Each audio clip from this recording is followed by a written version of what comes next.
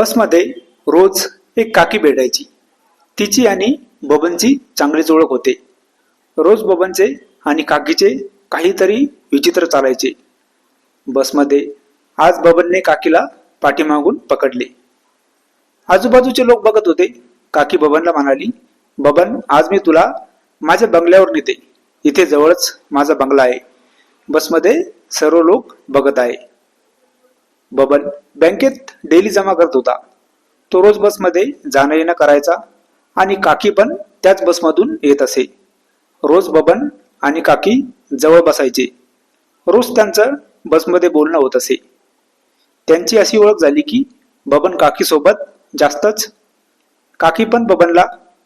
आता त्यांचं बसमध्ये असं काही.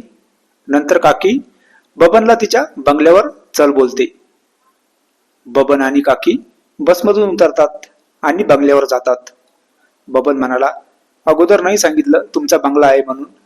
काकी आणि बबन बंगल्यावर जातात आणि पूर्ण कथा ऐकण्यासाठी खाली दिलेल्या लिंकवर क्लिक करा आणि पूर्ण कथा ऐका. मित्रांनो, आमचं चॅनल सबस्क्राईब करा. धन्यवाद.